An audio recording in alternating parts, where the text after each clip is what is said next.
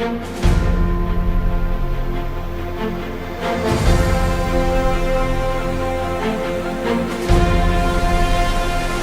Updates. आज संसद में पेश हुए केंद्रीय बजट 2025-26 पर प्रतिक्रिया देते हुए सीएम साय ने कहा, समाज के मध्यम वर्ग और श्रमिक वर्गों के उत्थान के लिए यह बजट ऐतिहासिक और क्रांतिकारी होगा। राज्यपाल श्री रमेन डेका जी के साथ इंदिरा गांधी कृषि विश्वविद्यालय रायपुर के 10वें दीक्षांत समारोह में शामिल हुए सीएम साय राजनांदगांव जिले के डोंगरगढ़ स्थित चंदगिरी तीर्थ स्थल में जैनाचार्य विद्यासागर जी महाराज के प्रथम समाधि स्मृति महोत्सव में शामिल हुए सीएम साय। राष्ट्रपति श्रीमती द्रौपदी मुर्मू जी को लेकर सांसद सोनिया गांधी जी के बयान पर सीएम साय ने दी प्रतिक्रिया। सीएम साय ने कहा, श्रीमती सोनिया गांधी जी का बयान निहायत ही आपत्तिजनक और निंदनीय। बीजापुर के गंगालूर क्षेत्र में सुरक्षा बलों की नक्सलियों के साथ हुई मुठभेड़ में 8 नक्सली ढेर। सीएम साय ने कहा कि मैं सुरक्षा बल के जवानों और उनके साहस को सलाम करता हूं। खबरें विस्तार से। मुख्यमंत्री श्री विष्णुदेव साय ने आज संसद में पेश केंद्रीय बजट 2025-26 पर प्रतिक्रिया देते हुए कहा कि इस बजट से मोदी जी का वह वचन फिर से पूरा हुआ है कि जिन्हें कोई नहीं पूछता उन्हें मोदी जी पूछते हैं। समाज के मध्यम वर्ग और श्रमिक वर्गों के उत्थान के लिए यह बजट ऐतिहासिक और क्रांतिकारी होगा। यह भारत के सुनहरे भविष्य का दस्तावेज है। स्वतंत्र भारत के इतिहास के चंद ऐतिहासिक बजटों में से यह एक है।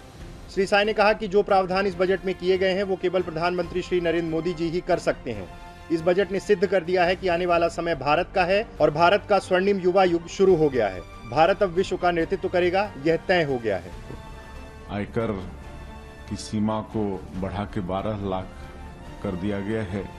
अब 12 लाख तक सालाना इनकम वालों को कोई इनकम टैक्स देने की आवश्यकता नहीं पड़ेगी, जो कि मध्यम वर्ग के लिए एक वरदान साबित होगा।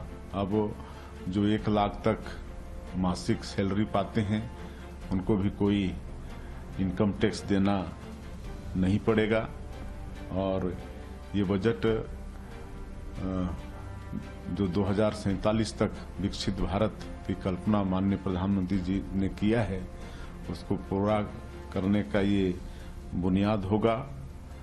और इस बजट में गरीबों का, युवाओं का, महिलाओं का और अन्नदाता किसानों का, जिसको ज्ञान कह सकते हैं, चारों वर्गों पर विशेष फोकस किया गया है। चारों वर्गों के विकास के लिए इस बजट पर फोकस है और निश्चित रूप से देश के विकास को इस बजट से एक नई गति मिलने वाली है। इसमें और भी कई चीज हैं। तो 5 लाख दलित आदिवासी महिलाओं को 2 करोड़ तक का लोन का प्रावधान किया गया है। स्टार्टअप को 20 करोड़ तक लोन का इसमें प्रावधान है। उसी तरह से किसान क्रेडिट कार्ड की जो सीमा 3 लाख तक थी उसको बढ़ाकर 5 लाख किया गया है। 50,000 सरकारी स्कूलों में अटल टिंकरिंग लैब बनेंगे। इससे निश्चित रूप से बच्चों को लाभ होने वाला है।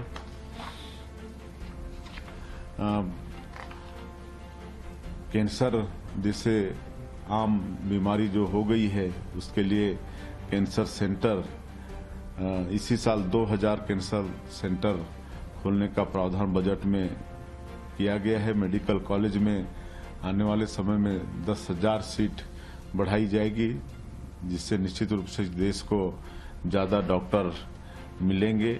इस तरह से सभी वर्गों के लिए इस बजट में ख्याल किया गया है। आज राज्यपाल श्री रमेन डेका जी के साथ मुख्यमंत्री श्री विष्णुदेव साय इंदिरा गांधी कृषि विश्वविद्यालय रायपुर के 10वें दीक्षांत समारोह में शामिल हुए। राज्यपाल श्री रमेन डेका जी और मुख्यमंत्री श्री विष्णुदेव साय ने दीक्षांत समारोह में शामिल होने से पूर्व विश्वविद्यालय परिसर में स्थापित स्वामी विवेकानंद जी की प्रतिमा पर पुष्प अर्पित कर उनका पुण्य स्मरण किया। राज्यपाल श्री रमेन डेका जी और मुख्यमंत्री श्री विष्णुदेव साय ने इंदिरा गांधी कृषि विश्वविद्यालय रायपुर के सभागार में आयोजित भव्य एवं गरिमामय दीक्षांत समारोह में शैक्षणिक वर्ष 2022-23 एवं 2023-24 तक उत्तीर्ण छात्र छात्राओं को पदक एवं उपाधियां वितरित की गई।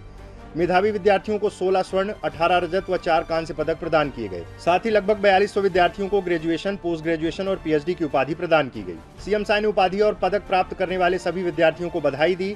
मुख्यमंत्री श्री साय ने अपने उद्बोधन में कहा कि इंदिरा गांधी कृषि विश्वविद्यालय के सहयोग से हम अपने प्रदेश में कृषि विकास को नई ऊंचाइयों पर स्थापित करेंगे। छात्र अपनी शिक्षा और कौशल का उपयोग कर स्वरोजगार अपनाकर न केवल स्वयं सशक्त बन सकते हैं बल्कि अन्य लोगों को भी रोजगार दे सकते हैं। वर्तमान में भारत में अधिक जनसंख्या युवाओं की है। देश एवं हमारे प्रदेश की प्रगति में भी युवा शक्ति का उल्लेखनीय योगदान है। मुझे विवेकानंद जी की बात याद आती है। उन्होंने कहा था कि मुझे 100 ऊर्जावान युवा दे दें, मैं देश के भविष्य को बदल दूंगा। लेकिन आज भारत के पास ऊर्जा से भरी करोड़ों युवाओं की पीढ़ी है, तो निश्चय ही हम स्वामी विवेकानंद जी के सपनों को पूरा करने की दिशा में सकारात्मक रूप से आगे बढ़ रहे हैं। स्वामी जी लक्ष्य निर्धारण की बात करते थे। हमारे यशस्वी प्रधानमंत्री श्री नरेंद्र मोदी जी ने वर्ष 2047 तक विकसित भारत निर्माण का लक्ष्य रखा है और इसे पूरा करने के लिए तेजी से काम भी कर रहे हैं। विकसित भारत के साथ ही विकसित छत्तीसगढ़ के निर्माण के लिए हमने विजन डॉक्यूमेंट बनाया है। आप जैसे ऊर्जा से भरे प्रतिभाशाली युवाओं के बूते निश्चित ही हम विकसित छत्तीसगढ़ के स्वप्न को मूर्त रूप प्रदान करेंगे। सीएम साय ने कहा, यशस्वी प्रधानमंत्री श्री नरेंद्र मोदी जी ने वर्ष 2047 तक विकसित भारत बनाने का लक्ष्य रखा है। इसी दिशा में विकसित छत्तीसगढ़ के निर्माण हेतु हमने विजन डॉक्यूमेंट तैयार किया है। आप सबने कृषि एवं विषयों की उच्च शिक्षा प्राप्त की है। अपनी शिक्षा एवं कौशल का उपयोग आप नए उद्यमों की स्थापना के लिए कर सकते हैं। स्वरोजगार अपनाकर आप स्वयं आय अर्जित कर सकते हैं एवं अन्य लोगों को भी रोजगार दे सकते हैं। आधुनिक युग विज्ञान एवं तकनीक का युग है। आपने जो ज्ञान अर्जित किया है, उस ज्ञान एवं तकनीक का उपयोग समाज के हित में, देश एवं प्रदेश के विकास में करने की आवश्यकता है। मेरी कामना है कि आप सब मिलकर छत्तीसगढ़ वासियों की आकांक्षाओं और सपनों को पूरा करने के लिए पूर्ण समर्पण की भावना से काम करें और विकसित छत्तीसगढ़ गढ़ने में अपना बहुमूल्य योगदान दें। कार्यक्रम को राज्यपाल श्री रामेन डेका जी एवं कृषि मंत्री श्री रामविचार नेताम ने भी संबोधित किया। इस अवसर पर international centre for genetic engineering and biotechnology नई दिल्ली के पूर्व महानिदेशक डॉक्टर वांगा शिवा रेड्डी, विभिन्न विश्वविद्यालय के कुलपतिगण, विश्वविद्यालय परिवार के सदस्यगण, उपाधि तथा पदक प्राप्त करने वाले विद्यार्थी तथा उनके पालकगण उपस्थित रहे। मुख्यमंत्री श्री विष्णुदेव साय आज राजनांदगांव जिले के डोंगरगढ़ स्थित चंद्रगिरी तीर्थ स्थल में जैनाचार्य विद्यासागर जी महाराज के प्रथम समाधि स्मृति महोत्सव में शामिल हुए और समाधि के दर्शन किए। जहां देश भर से पहुंचे अनुयायियों को संबोधित करते हुए उन्होंने कहा कि आचार्य विद्यासागर जी महाराज ने धर्मचर्या के लिए अपने यशस्वी जीवन का लंबा समय डोंगरगढ़ के चंद्रगिरी तीर्थ स्थल में व्यतीत किया। यह छत्तीसगढ़ वासियों का परम सौभाग्य है। पिछले साल जब आचार्य जी ने संलेखना के माध्यम से समाधि ली तो उनके लाखों अनुयायियों ने उन्हें भावपूर्ण विदाई दी। आचार्य जी के विचार और उनका जीवन दर्शन हम सबको प्रेरणा देता रहेगा। आचार्य जी ने चंद्रगिरी में संलेखना के माध्यम से समाधि ली, तब उनके लाखों अनुयायियों ने उन्हें भावपूर्वक विदाई दी। आचार्य जी के विचार और उनका जीवन दर्शन हम सबको प्रेरणा देता रहेगा। जैनाचार्य विद्यासागर जी महाराज ने समाज को सत्य, अहिंसा, परमार्थ के मार्ग पर चलने के लिए एकजुट किया।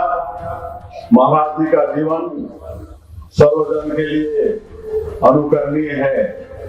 आचार्य जी के धार्मिक विचार तो प्रेरित करते ही हैं, भारत के प्रति उनकी सोच भी अनुकरणीय है। जिन्होंने देश के करोड़ों लोगों को प्रभावित किया है, उन्होंने राष्ट्र हित को हमेशा सर्वोपरि रखा। अपने संदेश से उन्होंने भारत की एकता को लगातार मजबूत करने का कार्य किया। इस अवसर पर पूज्य मुनि संता सागर जी महाराज, देश भर से आए मुनिगण, साध्वीगण, अनुयायी एवं अन्य गणमान्य जन उपस्थित रहे। राष्ट्रपति श्रीमती द्रौपदी मुर्मू जी को लेकर सांसद सोनिया गांधी जी के बयान पर मुख्यमंत्री श्री विष्णुदेव साय ने सोशल मीडिया पोस्ट कर लिखा, कांग्रेस सुप्रीमो और सांसद श्रीमती सोनिया गांधी जी का राष्ट्रपति जी के बारे में दिया गया बयान निहायत ही आपत्तिजनक और निंदनीय है। देश की प्रथम आदिवासी महिला राष्ट्रपति श्रीमती द्रौपदी मुर्मू जी न केवल जनजाति समाज की बल्कि समूचे देश की गौरव हैं। उन्हें गरीब और बेचारी कहना, पुअर लेडी कहना कतई स्वीकार नहीं किया जा सकता। कांग्रेस कभी भी ना तो जनजाति समाज को आगे बढ़ते देखना चाहती है और ना ही वह यह सहन कर सकती कि आदिवासी समाज आगे बढ़े। वह जानबूझकर समाज को अपमानित करती रहती है। इससे पहले पूर्व नेता प्रतिपक्ष अधीर रंजन चौधरी जी ने राष्ट्रपति जी के लिए जिस भाषा का उपयोग किया था उसे हम दोहरा भी नहीं सकते।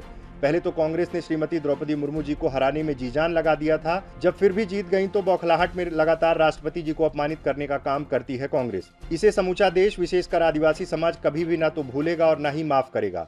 हम सोनिया जी के इस बयान की कड़ी निंदा करते हैं। सोनिया जी को जानकारी नहीं होगी कि देश के स्वतंत्रता आंदोलनों में जनजाति समाज का कितना बड़ा योगदान रहा है। हम गरीब और बेचारे नहीं बल्कि इस देश की रीढ़ हैं। सोनिया जी को अपने बयान के लिए प्रायश्चित करना चाहिए। राज्य के बीजापुर के गंगालूर क्षेत्र में सुरक्षा बलों की नक्सलियों के साथ हुई मुठभेड़ में 8 नक्सली मारे गए हैं।